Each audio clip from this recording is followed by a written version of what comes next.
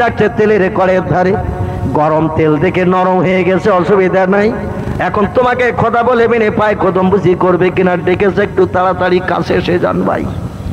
ফেরাউন কাছের কাছে এসেছে, বলে মাহালুকে মাখবারু কি যাও জাতি, এ বিবি খবর কি, কি জন্য ডেকেছো বলো।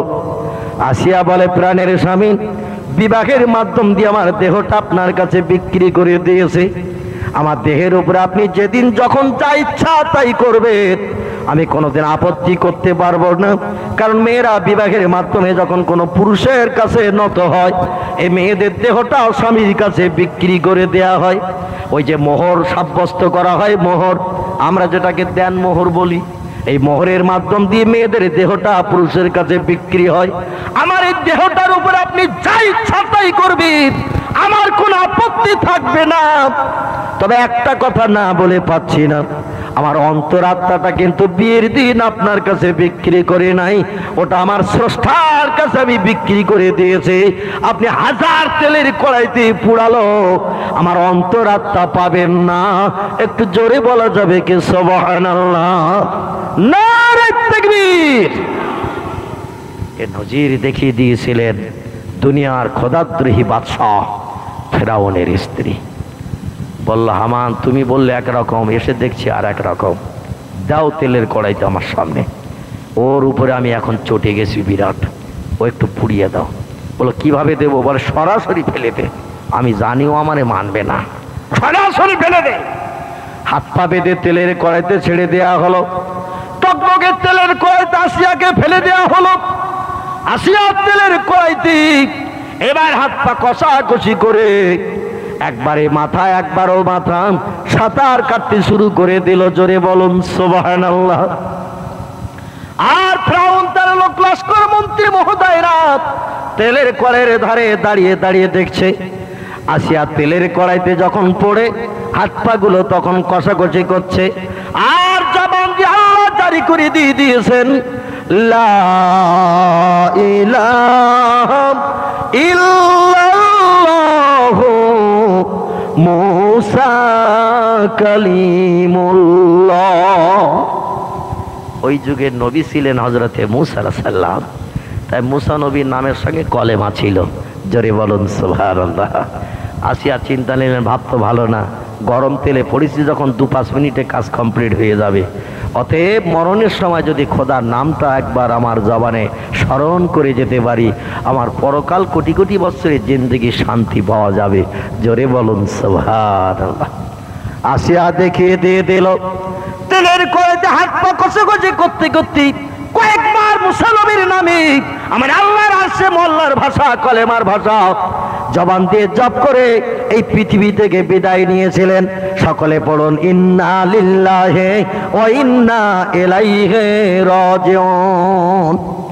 বিশ্ব নবী সাল্লাল্লাহু আলাইহি ওয়াসাল্লাম বলছেন, আল্লাহ পাক পূর্বতন নবীদের আমলে তার নবীদের উম্মতদের ইসলামের মর্যাদার জন্য যত মর্যাদা দান করেছেন, তার থেকে হাজারো হাজার বেশি মর্যাদা আল্লাহ আমাকে দান করে দিয়ে দিয়েছেন।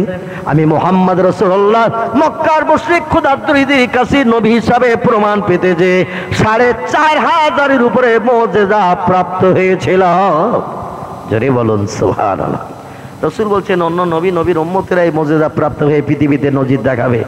হযরতে আসিয়া বললেন, আল্লাহ এই স্বামীর ঘর আমি আর করতে চাই না, এ স্বামীর ঘর করলে আমার ইমানে বরবাদ হবে।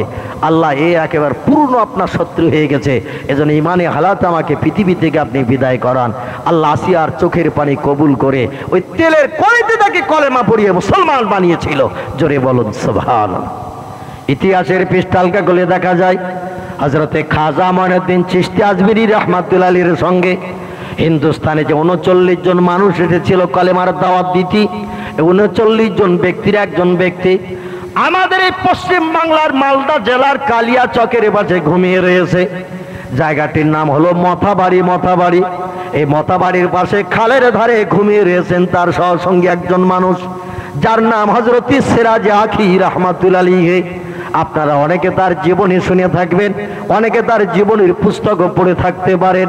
এই লোকটির নাম হযরত সিরাজে আখি রাহমাতুল্লাহ আলাইহি। ইনি এসেছিলেন হিন্দুস্তানের দেশের দিনের দাওয়াত দিয়ে বিশ্বনবীর মর্যাদা অক্ষুণ্ণ করতে। নবীজি পৃথিবীর শ্রেষ্ঠ মহান মহামানব, পৃথিবীতে বিরল প্রকৃতির মানুষ, এটি দেশের মানুষকে জানাতে, বোঝাতে এবং দেখাতে এসেছিলেন।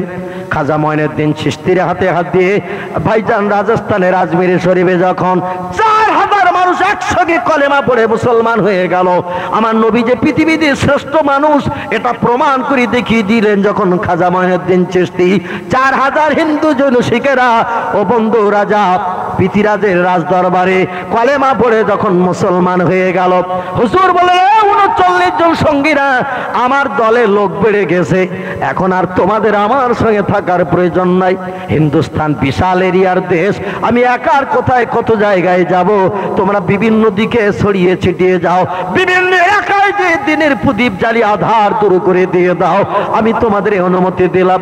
39 জন সঙ্গে খাজা সাহেবকে ছেড়ে বিভিন্ন প্রান্তে ছুটতে শুরু করে দিল। একজন ব্যক্তি ঘুমিয়ে রয়েছেন ওই মালদা জেলার ইংলিশ বাজারের কাছাকাছি বন্ধু মথাবাড়ির খালের ধারে ঘুমিয়ে রয়েছেন, যার নাম হযরতে সিরাজ আখি রহমাতুল্লাহ আলাইহি। এই লোকটি মালদা জেলার কালিয়াচকে এসে দেখলেন রাজা গৌর গোবিন্দ রাজত্ব চলছে। তখন ওই ইংলিশ বাজার এলাকায় হিন্দু রাজা, রাজার নাম রাজা গৌর গোবিন্দ, ইনি রাজত্ব পরিচালনা করছেন দেশের জনগণকে নিয়ে। মাথায় তার টুপি, মুখে দাড়ি, গায়ে লম্বা জামা, একটা থলিয়া, খাতে একটা লাঠি, ফকিরি বেশ ছিল তার। আস্তে আস্তে গুটি গুটি পায়ে রাজদরবারে এসে হাজির হয়েছে। মন্ত্রী মহোদয়, সভাসদ বর্গেরা রাজ্য দরবারের কাজকর্ম চালাচ্ছে, আর উনি দরজার কাছে এসেছেন। দরওয়ান জিজ্ঞাসা করছে, কে রে তুই? ফকির, ভিতরে ঢুকবি না, মার খেয়ে মরণ হবে। ফকির বলে, বাদশার সঙ্গে একটু দরকার, দুটো কথা বলবো, বাদশার কাছে যাওয়ার পারমিশন দাও। আমার আল্লাহ পাক খাজা সাহেবের সঙ্গীদের এমন স্পেশাল পাওয়ার দান করে দিয়েছিল, ওরা ছিল সৌদির দেশের মানুষ, আরবি ভাষা ভাষী, কিন্তু যখন যে এলাকায় গেছে সেই এলাকার মানুষদের মাতৃভাষা তারা রপ্ত করে সেই ভাষায় কথা বলার সুযোগ পেয়েছে, যাতে খোদার দিনের কথা বলতে ওদের সুবিধা হয়। বলো, ফকির এখানে দাঁড়িয়ে ভিক্ষা নিলে হবে না? বলে না। বলে তাহলে বলে আমার একটু বাদশার সঙ্গে স্পেশাল প্রয়োজন দরকার। আর এই যত মানুষ এসেছে পশ্চিম দেশ থেকে দিনের দাওয়াত দিতে, এরা সাধারণ লোকের কাছে কেউ কলেমার দাওয়াত দেয়নি ভাই, প্রত্যেকটি মানুষ বাদশার কাছে যে দিনের দাওয়াত দিয়েছে। ওদের চিন্তা ভাবনা ছিল দেশের বাদশা যদি রাজি হয়ে যায়, প্রজা বাদশার দিকে এমনি এমনি সব রাজি হয়ে যাবে। সকলের ঘরে ঘরে যে কলেমার দাওয়াত দিতে যে বুড়ো হয়ে মরিয়ে যাব, সবার ঘরে যাওয়া সম্ভব হবে না। কিন্তু বাদশা যদি মুসলমান হয়, দেশের প্রজা মুসলমান হয়ে যাবে, কারণ বাদশার অনুগত প্রজা, বাদশা যেটা বলবে প্রজা সেটা মানবে। জোরে বলুন সুবহানাল্লাহ। এজন্য বিভিন্ন নেতারা আমাদের 24 পরগনার হাড়ুয়া নদীর ধারে ঘুমিয়ে রয়েছেন। হযরতে শাহ সুফি আব্বাস আলী ওরফে গোরাচাঁদ রহমাতুল্লাহ আলাইহি, আপনারা অনেকের নাম শুনে থাকবেন। এনার সঙ্গে দ্বন্দ্ব হয়েছিল রাজা চন্দ্রকেতুর। ওই বেড়া চাপার দেবালয় আপনারা নাম শুনে থাকবেন, নাম ছিল তার রাজা চন্দ্রকেতু। এমন করে আমাদের বারাসাতের জমিনে ঘুমিয়ে রয়েছেন ওই পশ্চিমে দেশের একজন মানুষ যার নাম পীর একদিল রহমাতুল্লাহ আলাইহি, বারাসাতের কাজীপাড়ায় ঘুমিয়ে রয়েছে। হাওড়া জেলায়, হুগলি জেলায়, মেদিনীপুরে বিভিন্ন এলাকায় ঘুমিয়ে রয়েছে পশ্চিমী দেশের মানুষেরা, যারা দিনের দাওয়াত দিয়ে ঝোপঝাড়ির ভিতরে উঁচু ঢিবিতে কবরস্থ হয়ে রয়েছে। এদের বিবি বাচ্চা বংশ নসল কেউ নাই। দুনিয়ার সংসার জীবনের সুখ ভোগের চিন্তা ওদের ছিল না ভাই। ওদের চিন্তা ছিল মানুষকে একটু মানুষ বানাবো, কিয়ামতে খোদার কাছে যাব, জান্নাতি 70টা বউ পাবো, দুনিয়ার মেয়ে ছেলের কি দরকার? জোরে বলুন সুবহানাল্লাহ। আর আমরা শুধু লাল আর হলুদ কোন দিকে আছে, জানালার দরজা গুতুগুতি আর ঠেলা ঠেলি চলতেছে। অবশ্য জানি ছেলেরা ভালো, এদের নামে বদনাম টান দেবো না।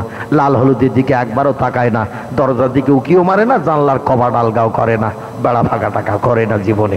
এখানকার ছেলেরা ভালো। পশ্চিমী দেশের মানুষ ছিল যারা, এরা অধিকাংশ বিয়ে শাদী করেনি, এরা শুধু দিনের দাওয়াত দিয়ে মানুষকে মানুষ বানিয়ে চলে গেছে।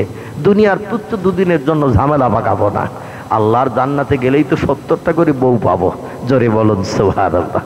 এদের বয়স হবে আর 18 বছরের, 2-5 বছর হয়ে যাবে, তাও বয়স একদিন বাড়বে না কমবে না, চেহারা একই রকম থাকবে। আমাদের দেশের মেয়েদের 2-3 বছর পরে বাচ্চা হয়ে গেলে দেখবেন চেহারা কাকে খাওয়া মতো হয়। আগে ছিল বিয়ের সময় চেহারাটা দেখতে খুব ভালো, আর দুটো বাচ্চা হয়ে গেছে, নাক বেঁকে গেছে, চোখ ঢুকে গেছে, মাথার চুল হাফাফ হয়ে গেছে, দাঁত তিন কান পুড়িয়ে গেছে। এরে আর নিয়ে রাস্তায় বেরোয় না সলিমউদ্দিন চাচা, আব্দুল করিম দাদা। মিন্টু বলে ওরে নিয়ে মান সম্মানে পড়বো নাকি? পাড়ার অমুকের মেয়েটার যদি সঙ্গে দেখা হয় ওরে নিয়ে যাবো সিনেমায় যাত্রায়, খোকার মারে বার করা যাবে না। বিয়ের সময় ওজন ছিল 47 কেজি, আর দুটো বাচ্চা হয়ে ওজন হয়ে গেছে এখন 23 কেজি। বুঝতে পেরেছেন? 23 কেজি ওজন হয়ে গেছে।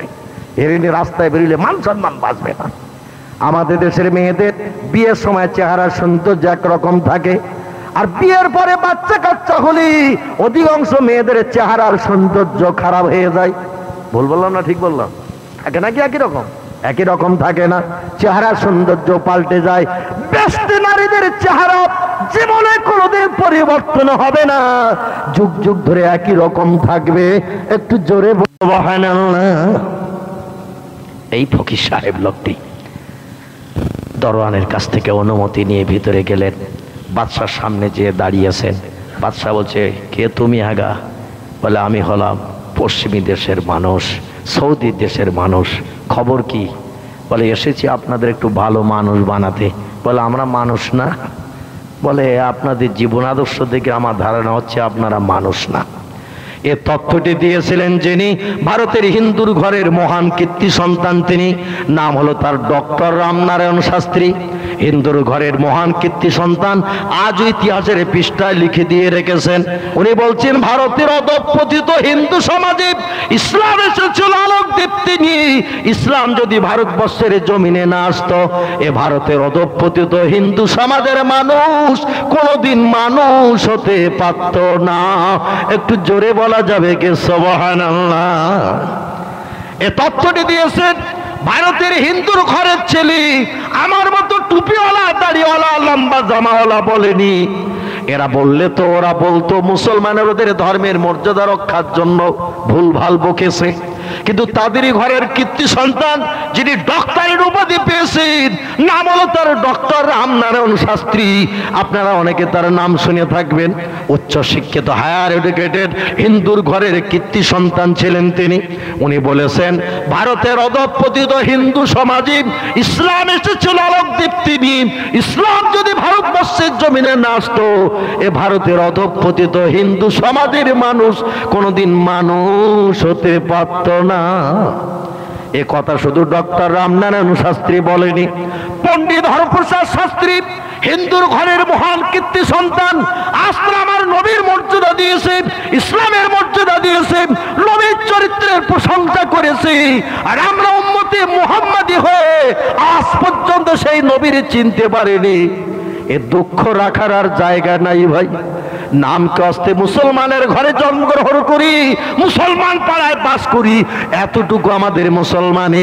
এছাড়া বিশ্ব নবীর আদর্শের অনুসারী হয়ে আমরা নবীর ভালোবাসা দেখাতে পারিনি, নবীর চরিত্রের অনুসারী হয়ে খোদার দরবারে একটু মুখ দেখাতে পারবো, এ নজির এখনো পর্যন্ত তৈরি করতে পারিনি। পণ্ডিত হরপ্রসাদ শাস্ত্রী বলছেন, বিধাতার তরফ থেকে মানুষের কল্যাণের জন্য যদি কোনো মহামানব এ পৃথিবীতে আবির্ভূত হয়ে থাকে, সে মহামানবের নাম হযরত মুহাম্মদ রাসূলুল্লাহ সাল্লাল্লাহু আলাইহি ওয়াসাল্লাম। যদি কেউ বলে মুহাম্মদ রাসূলুল্লাহ বিধাতা প্রেরিত রাসূল নয়, আল্লাহর পাঠানো মহামানব নয়, আমি হরপ্রসাদ শাস্ত্রী বলছে, বিধাতার তরফ থেকে মানুষের কল্যাণের জন্য কোন মহামানব এ পৃথিবীতে কোনোদিন আবির্ভূত হয় নাই। মহামানব হয়ে মানুষের উপকারের জন্য যদি কেউ এসে থাকে, তার নাম হলো মুহাম্মদ রাসূলুল্লাহ। জোরে বলুন সুবহানাল্লাহ। রামকৃষ্ণ পরমহংসদেব নয়, বুদ্ধদেব নয়, চৈতন্যদেব নয়, গুরু নানক নয়, মহাবীর নয়, আচার্য কেশবচন্দ্র সেন নয়, যীশুখ্রিস্ট নয়, বালক ব্রহ্মচারী নয়, ডক্টর শিবশক্তি স্বরূপজি নয়, গোলাম আহমদ কাদিয়ানি নয়, মুসাইলামা কাজ্জাব নয়। এ যুগের বড় বড় নেতা যারা, এরাও কেউ নয়। যদি মানুষের উপকারের জন্য কোনো নেতা এসে থাকে, লেনিন নয়, কার্ল মার্কস নয়, ইন্দিরা গান্ধী বা জওহরলাল নেহরু, মহাত্মা গান্ধী নয়।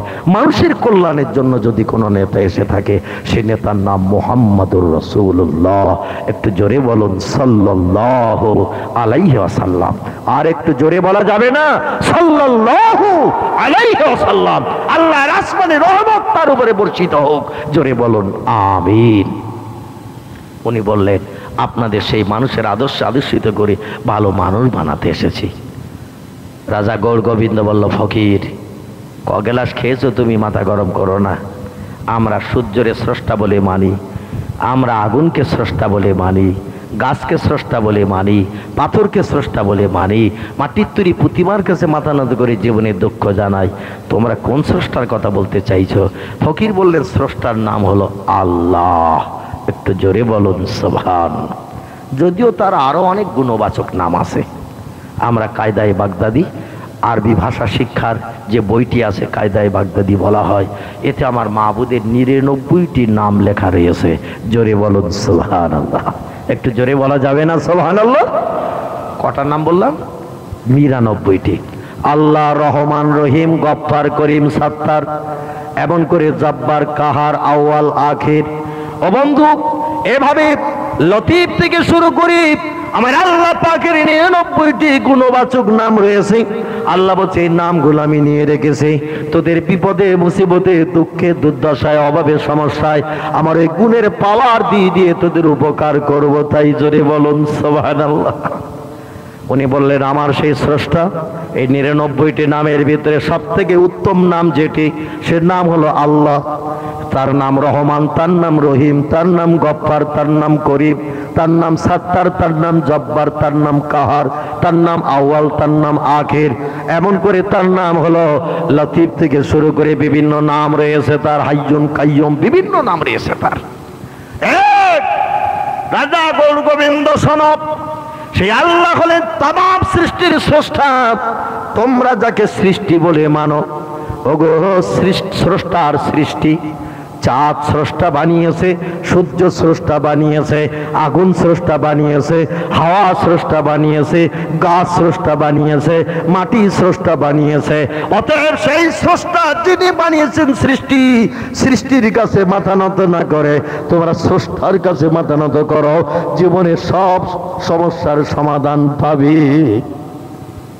রাজা গৌর গোবিন্দ বলল, ফকির এরকম নাম তো জীবনে শুনিনি, আজকের প্রথম শুনছি আল্লাহ স্রষ্টার একটা নাম।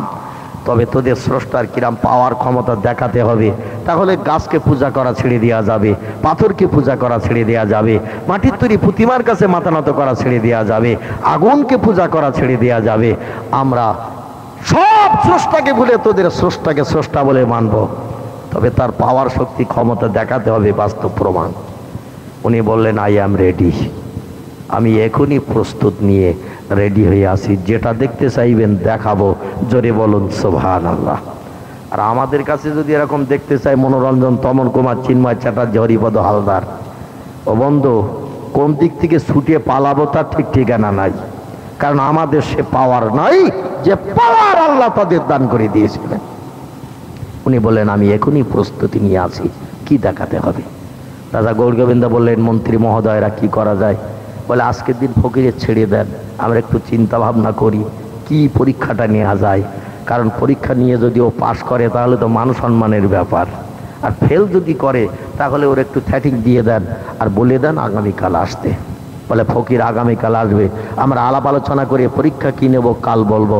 তবে যদি তুমি পরীক্ষায় পাশ করতে না পারো তাহলে তোমারে কিন্তু এই রাজ দরবারে কল্লা দ্বিখণ্ডিত করে জীবন নাশ করে দিয়ে দেব।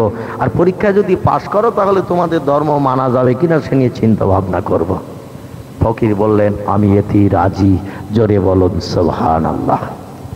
ফকির বললেন, তাহলে আজকের মতো যাও, আগামীকাল আসবে।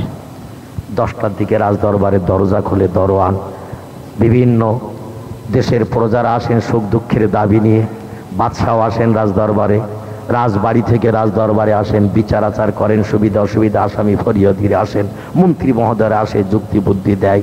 সে যুগে বিচার আচার রাজদরবারই হতো, এখন যেমন কোর্ট কাছারিতে হয়, রাজদরবারই হতো বিচার আচার।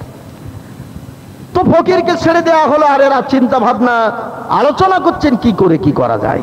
আগামীকাল যদি ফকির আসে। বলো বেটা ছেলে আর আসবে না, কারণ ওর তো মরণের কথা বলা হয়েছে, আসবে না মরণের ভয়ে। কি পাগলামি করেছে তার ঠিক ঠিকানা নাই, মাথা টাথা গরম হয়ে গেছে, পাগলামি করছিল, কাল আর আসবে না। বলে যদি আসে, বলে তাহলে কি করা যাবে? চিন্তা ভাবনা করে ঠিক করলো একটা উত্তপ্ত তেলের কড়াই, আসিয়াকে যেমন দেওয়া হয়েছিল ওই রকম তেলের কড়াই জোগাড় করে তলায় গর্ত করে কাঠ দিয়ে জ্বালানো হবে, আর তেল যখন টকবক টকবক করে ফুট নিতে থাকবে, আর ফকিরকে হাত পা বেঁধে ফেলে দেওয়া, থ্যাটিং দেওয়ার ভয় দেখাতে হবে যে যদি তোমার খোদা তোমার উপকার করতে পারে তেলের কড়াইতে, তাহলে আমরা তোমাকে ভালো নেতা হিসেবে মানবো, তোমার আল্লাহর উপর ঈমান আনবো। আর তোমার আল্লাহ যদি তেলের কড়াইতে তোমাকে বাঁচাতে না পারে, তাহলে বুঝবো আমাদের ধর্ম ভালো, তোমাদের স্রষ্টা ধর্ম নিকৃষ্ট খারাপ। ওরাই আলোচনা করে চলে গেল সেদিন রাজদরবার থেকে। পরের দিন দরওয়ান একটু সকালে সকালে এসেছে, দরজা টরজা খুলবে, ঝাড়ঝুট দেবে, পরিষ্কার পরিচ্ছন্ন করবে রাজদরবার। এসে তাকে ফকির সকলের আগে এসে বসে রেখেছে। জোরে বলুন সুবহানাল্লাহ। ফকিরের তো কাজ নেই ভাই, ওর কাজ তাড়াতাড়ি ইমানদার মুমিন মুসলমান বানানো যায়। ফকির সকলের আগে এসে বসে গেছে। দরওয়ান এসে তাকে সেই ফকির বলে কি খবর? বলে আজকের পরীক্ষা নিরীক্ষা করবে বাদশাহ, তাই এসে গেছি। বলে আমরা তো ধারণা করেছিলাম তুমি আসবে না। বলে কথা দিয়েছি, কথার খেলাপ করা যাবে না। জোরে বলুন সুবহানাল্লাহ। বলে তাহলে বসো। মন্ত্রী মহোদয় এক এক করে আসে, আর দরওয়ান ফকিরের দেখিয়ে দেয় সে ফকির এসে গেছে। বলে তেলের কড়াইও রেডি আছে, অসুবিধে কিছু নাই। বাদশাহ এসে গেছে, রাজা গৌড় গোবিন্দ, মালদা জেলা রাজা দিরহাজ, রাজা গৌড় গোবিন্দ এসেছে। বাদশাহ এসে জিজ্ঞাসা করছে ফকিরের খবর কি? বলে ওই বসে এসে বেঞ্চিতে। বলে এসে গেছে? বলে হ্যাঁ। বলে ওদিকে উনান? বলে উনান খোলা কমপ্লিট, তেলের কড়াই বলে রেডি, তেল বলে রেডি। বলে জ্বালাও তেল। আর ফকিরের একবার বলো তোমার খোদা তোমার কিরাম উপকার করে, খোদা শক্তি পাওয়ার কিরাম, এবার একটু দেখিয়ে দিয়ে দিতে হবে। ফকির বলছেন কি করবেন? বলে হাত পা বেঁধে তোমাকে তেলের কড়াইতে ছেড়ে দেওয়া হবে। যদি তোমার খোদা তেলের কড়াইতে তোমার আমাদের চোখের সামনে বাঁচায়, তাহলে বুঝবো তোমাদের ধর্ম শ্রেষ্ঠ, তোমাদের খোদার পাওয়ার ক্ষমতা আছে। ফকির বললেন তাই? বলে হ্যাঁ। বলে এখন আর সময় টময় নেবে? কোথা থেকে পায়খানা টাইখানা করে আসতে আসতে যদি চাও তো একবার ঘুরিয়ে এসো। ফকির বলে কাজ কমপ্লিট করে এসি, কোনো রকম যাওয়ার দরকার নাই। আর আমাদের যদি এইরকম বিপদে পড়তে হয়, পায়খানা না লাগলেও বলবো কিনা বলেন ভাই? না লাগলেও অন্তত বলবো যে 5টা মিনিট একটু দেখতে সব করে আসি মাছ ঝাড়ের পাশের থেকে। কোন দিকে ছটবো তার ঠিক ঠিকানা নাই। ফকির রেডি হয়ে গেল, শত শত মানুষ রাজা গৌড় গোবিন্দের রাজ দরবারে সব দাঁড়িয়ে রয়েছে। আর কাঠ, শুকনো কাঠ দিয়ে দিয়ে তেলের কড়াইয়ে আগুন জ্বালানো হচ্ছে। তেল যখন সরিষার মতো গুঁড়ো গুঁড়ো ফুটনিতে শুরু করে দিয়েছে, তেল ফুল হিট হয়ে গেল যখন, এবার ওনাকে হাত পা বেঁধে ছেড়ে দেওয়া হলো উত্তপ্ত তেলের কড়াইতে। আমাদের পশ্চিম বাংলার একটি কীর্তি সন্তান, নাম হলো তার মোহাম্মদ মাসুদুর রহমান, বাড়ি হলো তার ওই কলিকাতার তপসিয়ায় বিশ্ব রেকর্ড করেছে যে ছেলেটি ইংলিশ চ্যানেল পার হয়ে। নাম হলো তার মোহাম্মদ মাসুদুর রহমান। ভাইজান গ্রিনিজ বুকে নাম লিখে নিয়েছেন বিশ্ব রেকর্ড করে, ইংলিশ চ্যানেল পার হলো প্রতিবন্ধী ছেলেটি। ওই রকম মাসুদুর রহমানের মতো হাত পা বাঁধা পশ্চিমী দেশের ইরাকের মানুষটি হাত পা বেঁধে তেলের কড়াইতে ছেড়ে দেওয়া হয়েছে। ইংলিশ চ্যানেল পার হওয়া মতো তেলের কড়াই একবার মাথার দিকে একবার পায়ের দিকে সাঁতার কাটাকাটি করছে। আর তলায় কাঠ দিয়ে দিয়ে তেল জ্বালানো হয়, তেলের ধোঁয়ার ললিহান উঠে তেলের কড়া ধার হয়ে যায়। আর এই ছেলেটি ওই তেলের কড়াইতে বেমালুম সাঁতার কাটছে, হাত পা বাঁধা অবস্থায় পোকার মতো। জোরে বলুন সুবহানাল্লাহ। আর একটু জোরে বলা যাবে না সুবহানাল্লাহ?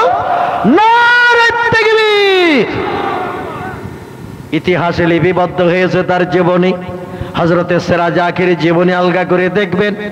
ও বন্ধু 10 মিনিট নয়, 20 মিনিট নয়, 1 ঘন্টা নয়, 2 ঘন্টা নয়, 3.5 ঘন্টা ব্যাপী একটানা উত্তপ্ত তেলের কড়াইয়ের আগুন জ্বালানো বন্ধ হয়নি। আর ওই তেলের কড়াইতে তাকি এমন করে ছেড়ে রাখা হয়েছিল। পাশের কাছে লোকজন ঘেরাও হয়ে দাঁড়িয়ে রয়েছে, আর এই হাত পা বাঁধা অবস্থায় একবার কড়াইয়ের মাথার দিকে, একবার কড়াইয়ের পায়ের দিকে চলে আসে। এইভাবে সাঁতার কাটাকাটি করছে। রাজা গৌর গোবিন্দ দাঁড়িয়ে, মন্ত্রী মহোদয় দাঁড়িয়ে, সভাসদবর্গ দাঁড়িয়ে দাঁড়িয়ে দেখে ফকির বেটা কখন মরবে, নিস্তেজ হয়ে যাবে, কিন্তু মরে না, সাঁতার কাটছে একটানা, ব্যাপার তো বোঝে না। 3.5 ঘন্টার মতো সময় পেরিয়ে গেছে। যখন রাজা বলল আর কত সময় ফকিরের সাঁতার কাটা দেখবো, ওর একটু ঝাঁঝরিত করে উপরে তোল, দুটো কথা বলতে চাই। একটু জোরে বলা যাবে না সুবহানাল্লাহ? বিশ্ব নবীর আদর্শের অনুসারী, মাথায় তার টুপি, মুখে তার দাড়ি, গায়ে তার লম্বা জামা, হাতে একটা থলি, এক হাতে একটা লাঠি, ফকিরি বেশ নিয়ে তিনি এসেছেন ও বন্ধু রাজা গৌর গোবিন্দের কাছে। আমার রাসূল আদর্শের অনুসারী হয়ে কি মানুষ বলেছেন তিনি, আল্লাহ তাকে কেমন মানুষ বানিয়েছেন। আর আমরা বর্তমান একবিংশ শতাব্দীর যুগের মুসলমান, সেই নবীর উম্মত, আমরা কেমন মানুষ বনেছি একটুখানি এবার চিন্তা ভাবনা করে দেখেন। তাদের সঙ্গে ও বন্ধু, আজ দুধ আর মুথ বাংলায় যাকে বলে, লেবুর রস আর দুধের মতো আমাদের সম্পর্ক তাদের সঙ্গে। ও বন্ধু, এক বালতি দুধে যদি 2-4 ফোঁটা লেবুর রস দেওয়া হয়, দুধটা যেমন মর্যাদা থাকে না, কেটে যায়। ভাইজান, পেশাবের সঙ্গে দুধের যেমন কোনো সম্পর্ক নাই, ওই আল্লাহওয়ালা মানুষদের সঙ্গে আমাদের সম্পর্ক ঠিক তেমন, পেশাবের সমতুল্য ছাড়া আর কিছু নয়। 3.5 ঘন্টা কাল উত্তপ্ত তেলের কড়াইতে সাঁতার কাটলেন। এবার তাকে তেলের কড়াই থেকে উপরে ওঠানো হলো, লাকড়ি দিয়ে, কাঠ দিয়ে ঠেলে তাকে তোলা হলো। উনি তেলের কড়াই থেকে যেই উপরে উঠেছেন, ওকে যেই নিচে নামানো হয়েছে, সঙ্গে সঙ্গে দাঁড়িয়ে যে একবার মুস্কি হাসি হেসে আওয়াজ তুললেন, আলহামদুলিল্লাহ। একটু জোরে বলা যাবে কি সুবহানাল্লাহ? আমার অন্তদের বিপদ থেকে ঠেলে উঠলে মারে ডাকি, বাপেরে ডাকি, খোকার মারে ডাকি, কোন দিকে আছিস এক গ্লাস পানি দে, খোকার মারে ডাকি, মনের মানুষ যে। আর উনি তেলের কড়াই থেকে উপরে উঠে বলছেন, আলহামদুলিল্লাহ, আমি তারই প্রশংসা করি, তারই নামের জপ জিকির করি, যিনি আমাকে আবে হায়াতের পানির সাগরে নহরে গোসল করিয়া আজ কলিজা ঠান্ডা করেছেন। একটু জোরে বলা যাবে কে সুবহানাল্লাহ? রাজা গৌর গোবিন্দ বলে, এ মন্ত্রী মহোদয়রা, এর চেহারার দিকে একটু ভালো করে তাকিয়ে দেখো, কোথায় কোথায় তেলের ক্রিয়া লেগে ঠসকা পড়েছে, পুড়িয়ে গেছে, ঘা হয়ে গেছে। মন্ত্রী মহোদয়রা বলে, বাদশাহ, আপনি চোখে শস্যের ফুল দেখছেন কিনা আমরা জানি না, আমরা দেখছি ফকিরের চেহারা সৌন্দর্য, সাবান দিলে ময়লা পরিষ্কার হলে যেমন চেহারা ভালো দেখায়, তেলের কড়াই দিয়ে ওর চেহারা সৌন্দর্য বেরিয়েছে, পুড়িনি, ঠসকা পড়েনি। জোরে বলুন সুবহানাল্লাহ। সারাটি দেহ তো আমরা দেখতে পাচ্ছি ফকিরের, দেহের চেহারা জ্যোতি বেড়েছে। সাবান দিলে ময়লা পরিষ্কার হলে মানুষের চেহারা জ্যোতি যেমন বাড়ে, ফকিরের চেহারা জ্যোতি বেড়েছে তেলের কড়াইতে। বলে, পড়েনি, ঠসকা পড়েনি, কালো দাগ হয়নি, বলে না। তখন বলছে, ফকির, 3 থেকে 3.5 ঘন্টা কাল তোমাকে এই তপ্ত তেলের কড়াইতে চাপিয়ে দেয়া হলো, ধোয়া ললিহান ছুটলো, আমরা দেখলাম, হাত পা কষাকষি করছিলে, তুমি মাথা করছিলে, কষ্টে আমরা বুঝছিলাম, কিন্তু তোমার দেহি কেন উত্তপ্ত তেলের গরম লাগেনি, কোথাও ঠসকা পড়েনি, কোথাও কোনো জায়গায় কালো দাগের স্পট পড়েনি, ব্যাপার কি বলো? ফকির বলে, আমাকে তোমরা কোথায় দিয়েছিলে? বলে, উত্তপ্ত তেলের কড়াইতে টকবগে গরম তেলে ছেড়ে দিয়েছিলাম। ফকির বলে, আমি তো তেলের কড়াইতে নামিনি, আমি আবে হায়াতের পানির নহরে গোসল করছিলাম। একটু জোরে বলুন সুবহানাল্লাহ। রাজা গৌর গোবিন্দ ডেকে বলে, ফকির, আবে হায়াতের পানির নহর সে কি জিনিস? বলে, আল্লাহ কোরআনে জানিয়েছেন, ইন্না আতাইনাকাল কাউসার ফাসাল্লি লিরাব্বিকা ওয়ানহার ইন্না শানিআকা হুয়াল আবতার। এ রাজা গৌর গোবিন্দ, আমাদের ধর্ম পুস্তক, ধর্মগ্রন্থ কোরআনে আল্লাহ পাক জানিয়ে দিয়েছেন, রে আমার হাবিব, দুঃখ পাবেন না, কষ্ট নেবেন না। মক্কার মানুষ আপনার নামে গালি দেয়, আপনার নামে বাজে বাজে কথা বলে, আপনাকে হাটখুড়ো বলে, আপনাকে বাপকে গো বলে, মাকে গো বলে, আপনাকে বাজে বাজে ধরনের গালি দেয়। এতে দুঃখ নিয়ে ঘরে বসে থাকার কোনো কারণ নাই, ঘরে বসে থাকার কোনো প্রয়োজন নাই। আপনি শুনে নিন, ইন্না আতাইনাকাল কাউসার, আমি আল্লাহ পাক আপনার জন্য এবং আপনার উম্মতের জন্য একটা সুন্দর পানির নহর আমি পরকালের কল্যাণের জন্য বানিয়ে রেখেছি। মুসা নবী তার উম্মতেরাও পানি পাবে না, দাউদ নবী তার উম্মতেরা পাবে না, ইয়াকুব নবী তার উম্মতেরা পাবে না।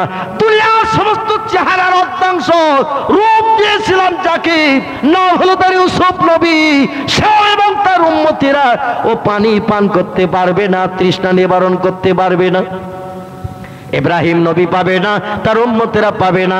ইসাক নবী পাবে না, তার উম্মতেরা পাবে না। নূহ নবী পাবে না, তার উম্মতেরা পাবে না। এই পানির নহরটা বানিয়েছি কেবল মাত্র খাস করে আপনার এবং আপনার উম্মতের জন্য।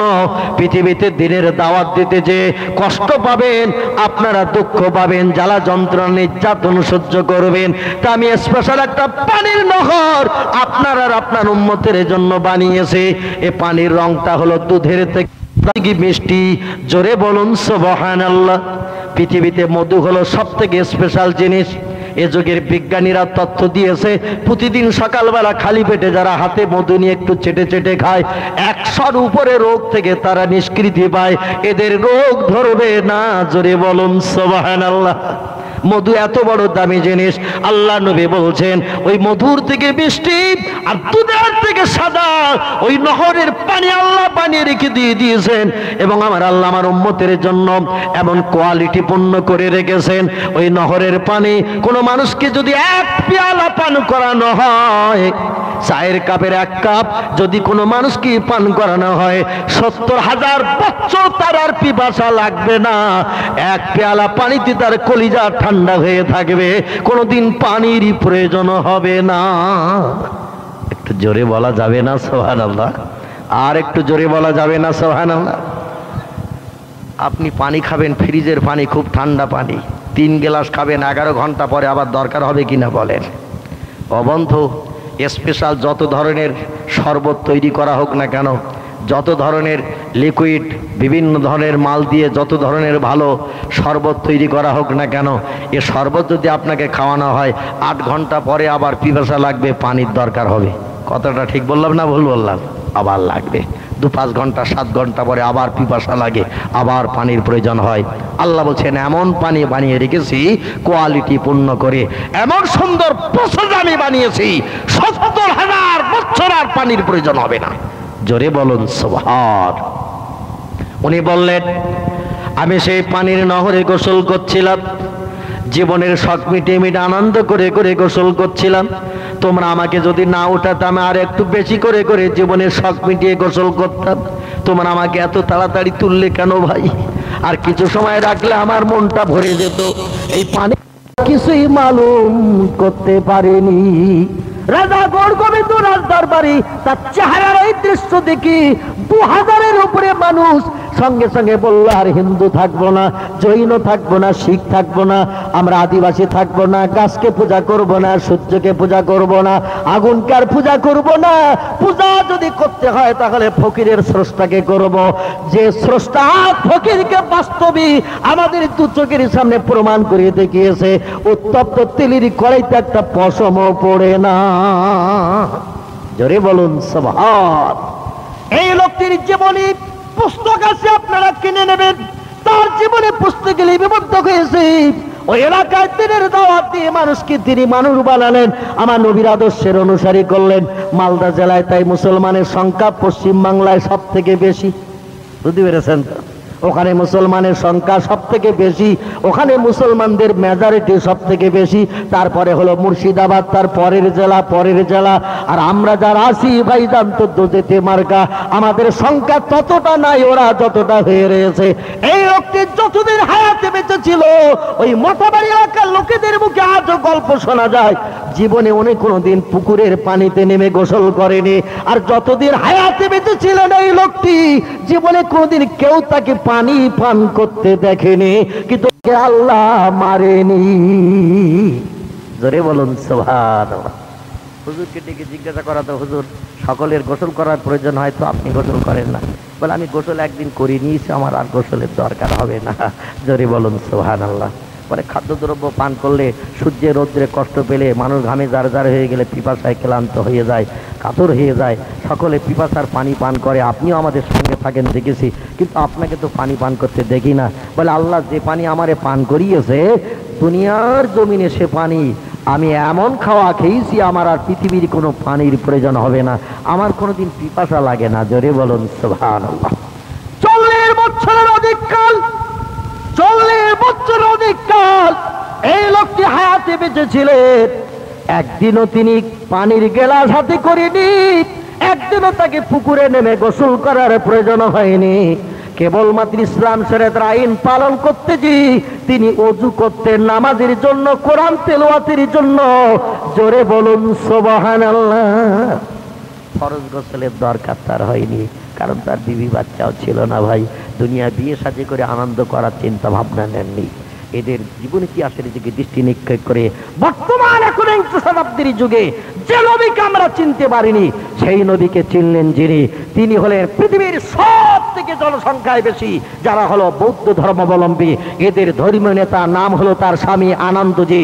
1998 সালের আগস্ট মাসে এই লোকটি কলেমা শরীফ পাঠ করে মুসলমান হয়ে গেছে। জোরে বলুন সুবহানাল্লাহ। তাম বিশ্বে তাক লেগে গেছে। লোকটি পৃথিবীর সব দেশে সরকারি খরচে, জাপান সরকার তার জন্য ভাইজান স্পেশাল ফ্যাসিলিটি দান করেছিল। যখন তখন যে কোনো দেশ থেকে যে কোনো দেশে এরোপ্লেনে যাবে, এরোপ্লেনের টিকিট ভাড়া যা লাগবে আমরা জাপান সরকার তার জন্য বরাদ্দ করে রেখেছি। কোনো দেশের কোনো সরকার যেন তাকে এরোপ্লেনে ওটা থেকে বঞ্চিত না করে, এবং তিনি যদি কোনো এয়ারপোর্টে আসেন তার জন্য 20 মিনিট দেরিতে প্লেন ছাড়বে, কারণ পৃথিবীর শ্রেষ্ঠ ধর্মগুরু হলো স্বামী আনন্দজি। তার মতো এত সুনামীয় ধর্মগুরু পৃথিবীতে আর দ্বিতীয় জন্মগ্রহণ করে। এই লোকটা বলল তোমাদের ধারণাই ভুল, আমি রিসার্চ করে গবেষণা করে দেখলাম পৃথিবীতে শ্রেষ্ঠ সুনামীয় ধর্মগুরু যিনি, তিনি হলেন মক্কার জ্যোতি, মদিনার বাতি, আব্দুল্লাহর বেটা, মামিনার নয়নের মণি, যার মধুর নাম মুহাম্মদুর রাসূলুল্লাহ সাল্লাল্লাহু আলাইহি সাল্লাম। আর আমি লক্ষ লক্ষ টাকা খরচ করব ওনার পায়ে হাত দিয়ে প্রণামী করলে।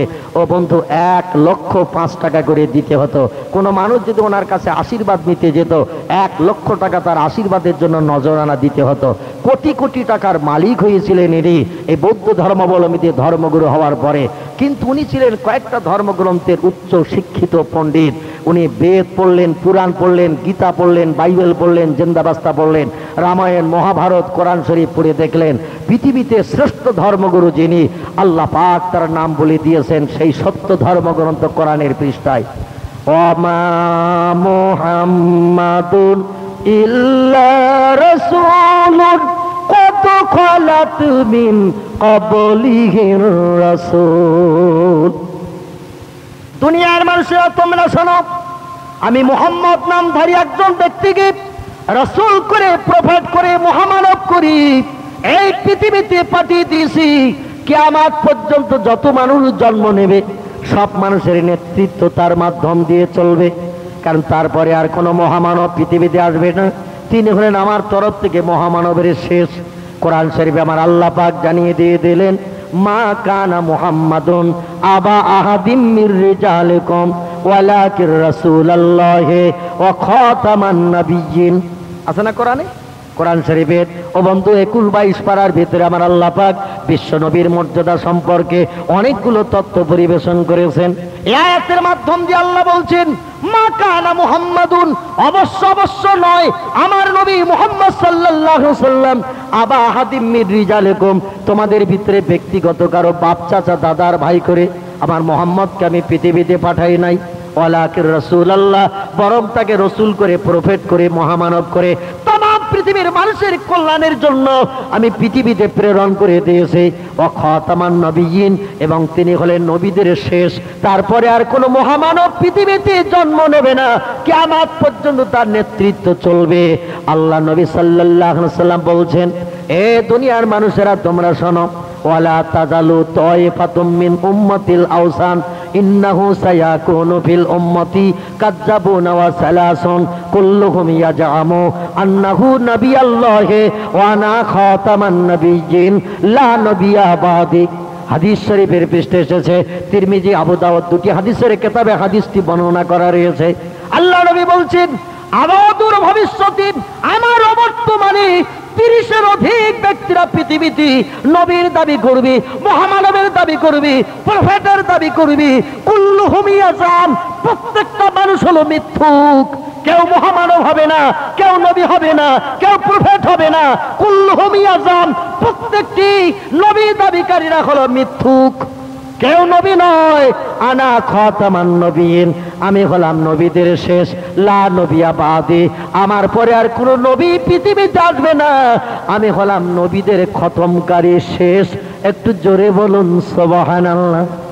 পৃথিবীতে যত মানুষের নাম দেখি মহামানব হিসাবে, এক একটা ধর্মাবলম্বীর এক একটা ধর্মীয় নেতাকে ধর্মগুরু হিসাবে, ভাইজান মহামানব হিসাবে, প্রফেট হিসাবে মানে। কারো বা নাম রামকৃষ্ণ পরমহংসদেব, কারো বা নাম বুদ্ধদেব, কারো বা নাম চৈতন্যদেব, কারো বা নাম গুরু নানক, কারো বা নাম মহাবীর, কারো বা নাম আচার্য কেশবচন্দ্র সেন, কারো বা নাম যীশু খ্রিস্ট, কারো বা নাম বালক ব্রহ্মচারী, কারো বা নাম ডক্টর শিব শক্তি সৌরভজি।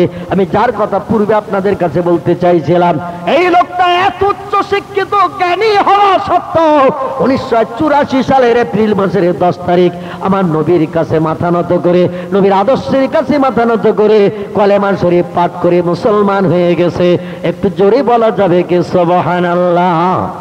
যে লোকটি 4 থেকে 5 বস্তা করে ফল পেত প্রতিদিন, কয়েক হাজার টাকা মন্দিরের বেদিতে বসে থাকলে তার নসিবে জুটে যেত।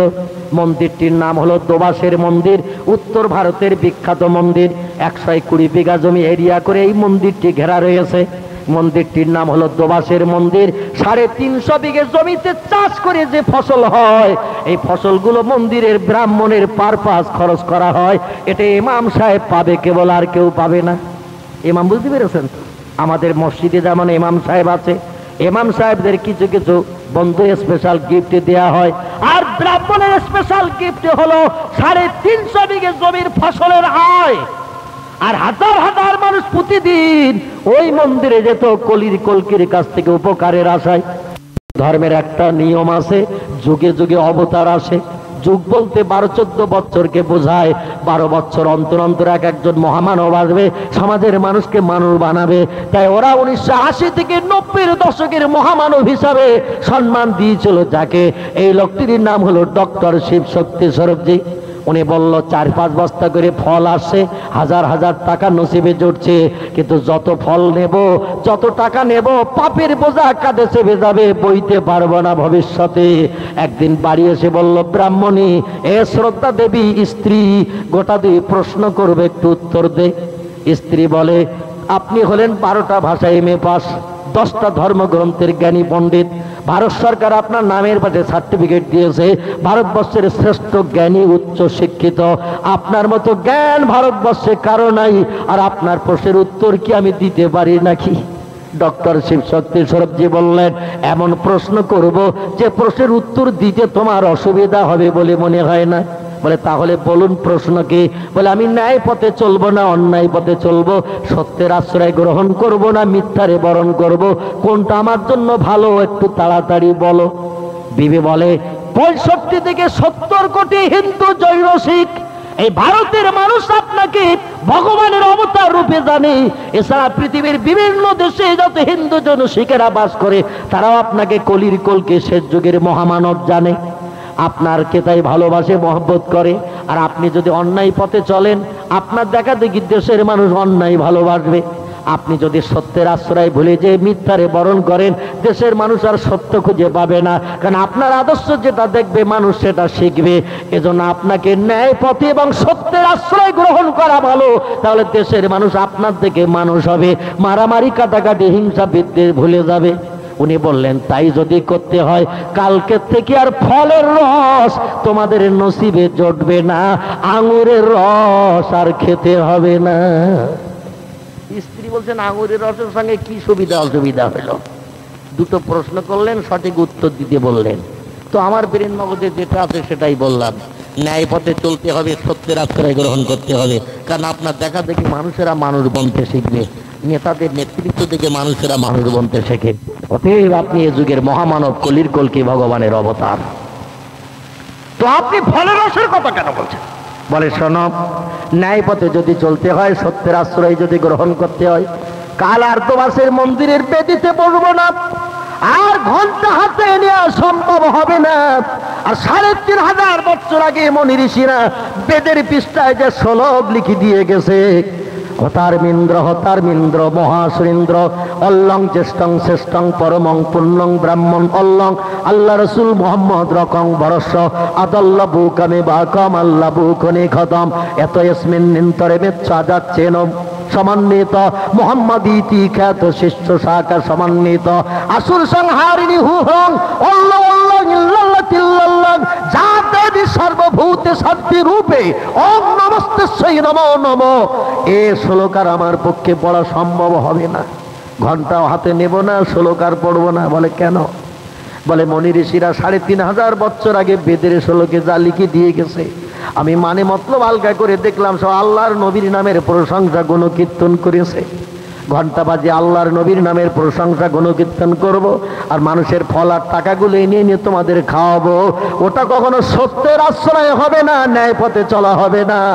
মন্দিরে না গেলে আর শ্লোক পড়তে হবে না, ফল বাড়ি আসবে না, রস আর খেতে হবে না। জোরে বলুন সুবহানাল্লাহ। স্ত্রী বলছেন উপায়? বলে শোনো, বিশ্ব মাজারে যদি মনুষ্যত্ব অর্জন করতে হয়, এ বিবি তুমি শোনো, অথর্ববেদের ৮ নম্বর শ্লোকে বলা হয়েছে মমাদ্যবত্তিতা দেবা দকারন্তে প্রকৃতিতা বৃষণাং ভক্ষায়ত সদা বেদ শাস্ত্রে চয়স্মিতা। রে বিবি, অথর্ববেদের ৮ নম্বর শ্লোকে বলা হয়েছে যে লোকটির নামের প্রথম অক্ষর ম আর শেষ অক্ষর দ হবে, সেই লোকটির প্রিয় পছন্দনীয় খাবার হবে গোমাংস, গরুর গোশত। তিনি হবেন শেষ যুগের মহামানব। নাম হলো তার মুহাম্মদ রাসূলুল্লাহ।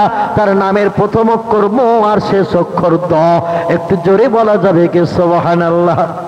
যত নেতাদের নাম পৃথিবীতে আমি দেখেছি, ইতিহাসের পৃষ্ঠায় কোন নেতার নামের সঙ্গে সত্য ধর্মগ্রন্থ বেদের পৃষ্ঠার সঙ্গে কারো নামের মিল নাই। রামকৃষ্ণ পরমহংসদেব যার নাম, তার নামের প্রথম অক্ষর র আর শেষ অক্ষর ব। বুদ্ধদেব যার নাম, নামের প্রথম অক্ষর ব শেষ অক্ষর ব। গুরু নানক যার নাম, নামের প্রথম অক্ষর গ শেষ অক্ষর ক। মহাবীর যার নাম, নামের প্রথম অক্ষর ম শেষ অক্ষর র। যীশু খ্রিস্ট যার নাম, নামের প্রথম অক্ষর অন্তর্য শেষ অক্ষর ঠ। এমন করে বালক ব্রহ্মচারী যার নাম, নামের প্রথম অক্ষর ব শেষ অক্ষর র। কিন্তু আমাদের বেদের পৃষ্ঠা নামের সঙ্গে মিল আছে। তার নাম, সে হলো মুসলমানদের নেতা। তার নাম হলো মোহাকার ময়াকার দ। নাম হলো তার মোহাম্মদ। একটু জোরে বলুন সুবহানাল্লাহ। নারে তাকবীর, নারে তাকবীর। বিশ্ব নবী দিবস, বিশ্ব নবী দিবস। নবী পাকের জীবন আদর্শ বলুন জিন্দাবাদ। বিশ্ব নবীর জীবন আদর্শ বলুন জিন্দাবাদ। আমরা হলাম সেই নবীর উম্মত। আল্লাহ পাক হিন্দুর ঘরে, জৈনে শিখের ঘরে, হিন্দুর ঘরে জৈনে শিখের ঘরে আমাকে আপনাকে জন্মগ্রহণ না করিয়ে বিশ্বনবী মুহাম্মদ রাসূলুল্লাহর উম্মত করে এই পৃথিবীতে আমাদের পাঠিয়ে দিয়েছেন। এজন্য আমরা বড় সৌভাগ্যবান। একটু জোরে বলুন আমিন, একটু জোরে বলুন আল্লাহুম্মা আমিন। মুসলমান ভাইরা আমার, আমার বক্তৃতার মূল উদ্দেশ্য, মূল কথা আপনাদের কাছে, এ দুনিয়া থেকে আমাদের চলে যেতে হবে। পৃথিবীতে আমরা চিরস্থায়ী বসবাস করতে পারবো না, দুনিয়া থেকে চলে যেতেই হবে। আল্লাহ বাজার করতে আমাদের পাঠিয়ে দিয়েছেন। অতএব বাজারের ফলের প্রতিদান আমরা আমাদের নসিবে জুটাবো। এখন এই দুনিয়াদারিতে মত্ত হয়ে, দুনিয়ার রঙে বেবর হয়ে যে আমরা শয়তানের আদর্শের অনুসারী হয়ে যদি এই পৃথিবীতে চলি, আমাদের বাজারের ফলটা হবে খারাপ। সেদিন আমাদের জন্য জুটবে অনল অগ্নিকুণ্ড জাহান্নাম। আমরা যদি বিশ্বনবীর আদর্শের অনুসারী হয়ে এই পৃথিবীতে চলার পরিকল্পনা নিতে পারি, তাহলে বর্তমান ১বিংশ শতাব্দীর যুগে আমাদের পথ দেখালো যারা, এদের কারো নাম কেন্ট স্টিভেন্স, এদের কারো নাম ইতিহাসের পৃষ্ঠালকে খুলে দেখা যায় মাইক টাইসন, এদের কারো নাম এমন করে মিস্টার ক্যাসিয়াস ক্লে, বাংলাদেশের ঢাকা শহরের উচ্চশিক্ষিত মানুষ, যার নাম ছিল পণ্ডিত সুদর্শন ভট্টাচার্য, যার পিতার নাম ছিল পণ্ডিত শশীকান্ত ভট্টাচার্য, ইংল্যান্ডে দেশের বিশ্ববিখ্যাত জ্ঞানী পণ্ডিত, যার নাম ছিল লর্ড হেডলির মতো বিশ্ববিখ্যাত জ্ঞানীরা আমার নবীর আদর্শ বাস্তব জীবনে রূপায়ণ করে পরকালে কোটি কোটি বছরে জান্নাতের শান্তি উপভোগের চিন্তা নিয়েছে। আমরা তাদের কাছে জ্ঞানে পেশাবের ফেনার থেকেও নিকৃষ্ট। তাদের পেশাবের ফেনায় আমাদের জ্ঞান কোথায় ভেসে যাবে তার ঠিক নাই। তারা যদি ধর্ম পরিত্যাগ করে মুসলমান হয়ে মাথায় টুপি, মুখে দাড়ি, গায়ে লম্বা জামা নিয়ে এই পৃথিবীতে নজির দেখাতে পারে, আর আমরা মুসলমানের ঘরে জন্মগ্রহণ করে আমরা আমাদের প্রেস্টিজ, আত্মসম্মান আর মর্যাদার দিকে তাকাতে যে আমরা বিশ্ব নবীরে কি করে ভুলে যাই ভাই? যা হয়ে গেছে গেছে, আসুন আমরা ফিরে চলে আসি রাস্তাঘাটে পথে যেখানেই চলবো অন্তত নবীর সুন্নত আদায় করে বিশ্বকবি রবীন্দ্রনাথের মতো মুখে আমরা দাঁড়িয়ে রাখবো। হিন্দুর ঘরের কীর্তি সন্তান জোড়াসাঁকো ঠাকুর বাড়ির ছেলেটি আমার নবীর সুন্নত যদি সারাটি জীবন মুখে রেখে তাম পৃথিবী ভ্রমণ করতে পারে, আমাদের দাঁড়িয়ে রাখতে এত আপত্তি কি আছে? যিনি বিশ্বকবির খেতাব পেলেন, নোবেল প্রাপ্ত হয়ে বিশ্ব রেকর্ড করলেন, সে লোকটি যদি দাঁড়িয়ে রেখে চীনের দেশে যেতে পারে, পৃথিবীর বিভিন্ন দেশে ইনভাইট নিমন্ত্রণ নিয়ে দাড়ি না কেটে দাড়ি নিয়ে যদি যেতে পারে, আমার নবীর সুন্নত হাঁটুর নিচে লম্বা দানা গাই দিয়ে পৃথিবীর বিভিন্ন দেশ যদি ঘুরে আসতে পারে, তার যদি প্রেস্টিজ হাম্বার না হয়, তাহলে আমাদের প্রেস্টিজ হাম্বার হবে। এটা কি যুক্তির কথা নাকি ভাই? এটা তো যুক্তির কথা নয়। অতএব এই মেদিনীপুর জেলার পার্শ্ববর্তী জেলা আপনাদের হাওড়া জেলার পাশে মেদিনীপুর জেলার বীরসিংহ গ্রামের কীর্তি সন্তান, যার নাম পণ্ডিত ঈশ্বরচন্দ্র বিদ্যাসাগর, সারাটা জীবন আমার নবীরে ভালোবেসেছে, তাই তামাম ভারতবর্ষের মানুষ তার নামের পাশে সার্টিফিকেট দিয়েছিলেন বিদ্যাসাগর। জোরে বলুন সুবহানাল্লাহ। লোকটার খুব বেশি জ্ঞান ছিল না, আইসিএস পরীক্ষায় পাশ করেছিলেন তিনি কেবল। এরকম ডিগ্রি আরো অনেক মানুষের ছিল, কিন্তু তারা বিদ্যাসাগরের মতো সার্টিফিকেট পায়নি। বিদ্যার খাল, ড্রেন, নালা, পচা নালাও কারো নামের পাশে জোটেনি। আমাদের মুসলমানের ঘরের একটি ছেলে, যার নাম ছিল ডক্টর শহীদুল্লাহ সাহেব, তিনি 18টা ভাষায় এমএ পাশ করেছিলেন, ওর নামের পাশে কেউ বিদ্যার খালও দেয়নি।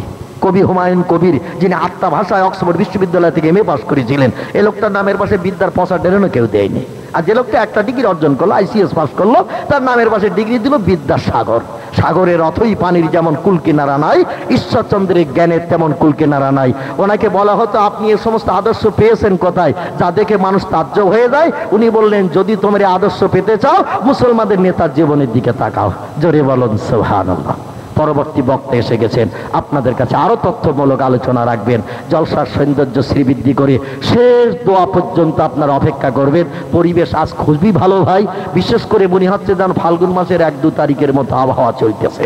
এজন্য শেষ দোয়া না করে কেউ যেন চলে যাবেন না। মহব্বতের সঙ্গে উচ্চারবে দরুদ শরীফ, আল্লাহুম্মা সাল্লি আলা।